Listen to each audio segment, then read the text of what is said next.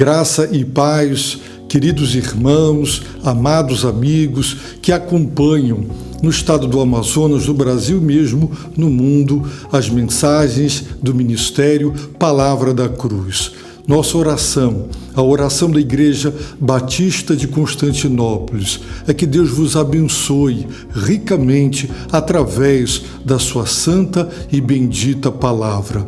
Estamos considerando o precioso livro escrito pelo profeta Amós, o livro que registra as diversas profecias que Amós recebeu por revelação de Deus e as entregou, não ao mesmo tempo, mas em momentos diferentes, e nós temos a coletânea destas profecias que revelavam ao povo de Israel, ao Reino do Norte, a palavra de Deus, a opinião divina, a avaliação dos céus. Temos aprendido a respeito da extensão universal da soberania de Deus, o fato de que Deus não deixa ninguém passar em branco diante dos seus olhos. As nações, suas atitudes, suas posturas, seus procedimentos são avaliados e são julgados por Deus. Tudo e todos estão debaixo do crivo dos altos céus. Ninguém pode pensar que faz e é o que quer e o que bem entende e não prestará contas com ninguém. Deus está atento aos caminhos dos homens. Deus vasculha, Deus conhece nossas vidas, nossas famílias e o que somos e o que fazemos, e somos por Ele avaliados. Amós entregou, portanto, diversas profecias contra nações vizinhas, que eram nações inimigas, a Síria, a Filistia, o povo de Tiro, os Edomitas, os Amonitas, os Moabitas. E agora, nesta palavra do Senhor, a mensagem é direta para o povo de Judá, o Reino do Sul. E provavelmente, quando Amós entregava estas mensagens, o povo de Israel, do Reino do Norte, vibrava e se alegrava e exultava na justiça de Deus, ao revelar e denunciar os pecados cometidos pelas nações vizinhas e inimigas, como também a sua justiça em puni-las e condená-las. E agora o Reino do Sul. Anteriormente eram 12 tribos que se dividiram em dois reinos, o Reino do Norte e o Reino do Sul, mas eles viraram inimigos e, portanto, Israel tornara-se uma nação estrangeira para o Reino do Sul, os habitantes de Judá. E foi de lá, de Judá, de Tecoa, a 16 quilômetros ao sul de Jerusalém, que Deus pegou um homem e o tirou da sua lida, do seu cotidiano, e o revelou-lhe a sua palavra e o transformou em seu profeta. Ele não era profeta, não seguia escolas de profetas, e ele foi entregar a mensagem de Deus lá no Reino do Norte. Agora ele anuncia o justo juízo de Deus sobre Judá, o Reino do Sul, o que muito deve ter agradado aos israelitas, que receberam com ampla satisfação mais uma denúncia divina e mais uma revelação do seu justo juízo. Em Amós capítulo 2, a partir do verso 4, está escrito assim: Assim diz o Senhor, pelas 3 transgressões de Judá, sim, e pela 4ª, não retirarei o castigo, pois rejeitaram a lei do Senhor e não obedeceram aos seus estatutos, mas se deixaram enganar por suas ilusões, atrás das quais seus pais andaram. Por isso, atearei fogo a Judá, e ele consumirá os palácios de Jerusalém.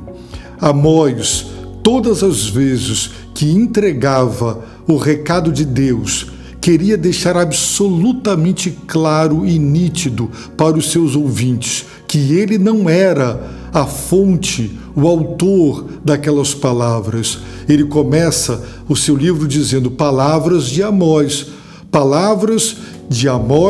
que foram o registro, primeiro entregue oralmente, verbalmente, daquilo que Deus lhe revelara através de visões. Portanto, a fonte de sua mensagem, a autoridade última daquilo que ele pregava, não era ele mesmo, não eram suas opiniões pessoais e particulares, mas eram recado de Deus. Assim diz o Senhor, ele transmitiu a revelação de Deus a respeito de Judá.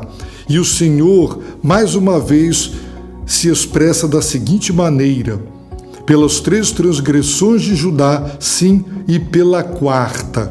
Aqui nós temos uma expressão, nós temos uma fórmula de 2 números, pelas 3 transgressões e pela 4ª, 2 números consecutivos que significam um número indeterminado de pecados que poderiam ter sido muitos ou poucos, grandes ou pequenos, mas dando a ideia de que havia um pecado o bastante, o suficiente, mais do que suficiente, e porque continuaram reincidindo em suas rebeliões e desobediências, o Senhor afirma: não retirarei o castigo. Isso significa que Deus já estava castigando. A ira de Deus já estava se manifestando de uma maneira branda, de uma maneira preliminar. Com que propósito? Levar aquelas pessoas de Judá, do Reino do Sul, ao arrependimento, à conversão. E isso deve nos fazer pensar no fato de que muitos dos acontecimentos de uma vida pessoal, de uma família e de uma nação são juízos de Deus, juízos que são progressivos. Deus, em sua sabedoria e em seu amor e misericórdia, ele não começa de maneira ríspida, de maneira rigorosa e com os juízos mais severos, mas eles são progressivos. Deus envia seus castigos preliminares na esperança e na expectativa de que compreendam que é Ele, que o que está acontecendo é Ele. Mas quando as pessoas elas são cegas, elas são extremamente acordadas e lúcidas quando se trata dos erros dos outros, da denúncia da gravidade dos pecados alheios, e quando elas também se alegram com o rigor do juízo de Deus sobre os pecados cometidos pelos outros, aí as pessoas realmente são rigorosas, mas consigo mesmas elas são cegas. E Deus está dizendo: não retirarei o castigo não será suspenso, ele permanecerá. Só que agora Deus anunciará o castigo mais severo, mais rigoroso, porque os castigos brandos e preliminares não surtiram efeito. E agora Deus então anunciará, não retirarei o castigo. Por quê? Por 3 razões. Primeiro, rejeitaram a lei do Senhor. Em segundo lugar, estes mesmos não obedeceram aos seus estatutos. Em terceiro lugar, se deixaram enganar por suas ilusões. E em quarto lugar, atrás das quais seus pais andaram. Então aqui Deus denuncia os 4 pecados cometidos pela nação judaica, pelo Reino do Sul, por Judá. Por conta e por causa destes 4 pecados, Deus não retirará o castigo.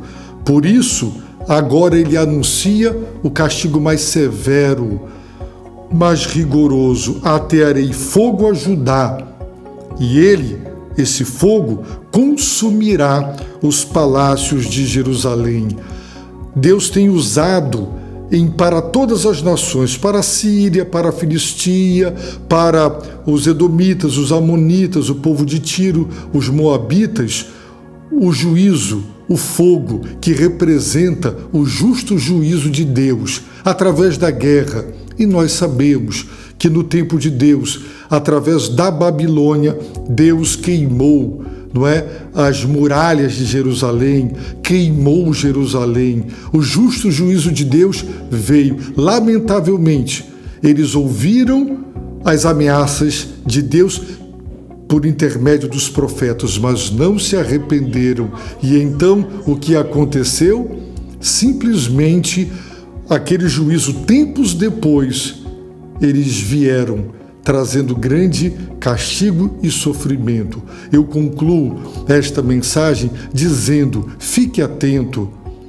Assim como nós sabemos perceber os sinais do tempo meteorológico e somos capazes de prever se hoje vai ser um dia de chuva, um dia de calor, de intenso sol, um dia lindo, nós também temos que ser capazes de discernir os sinais de Deus. Observe sua vida, analise sua vida, avalie sua vida. Veja o que é que Deus está fazendo, o que Deus está permitindo, de que modo Ele está lidando com você, com sua família, com sua igreja, com a nossa nação. Juízos preliminares, brandos, para nos converter, para nos libertar. Mas se nós nos fizermos de surdos, de cegos, de insensíveis ao falar misericordioso de Deus, então virá o fogo de Deus, o juízo mais severo. Isso acontecerá, está acontecendo, e acontecerá em termos últimos no dia do juízo final, que a Bíblia prevê que o universo passará pelo fogo do juízo de Deus.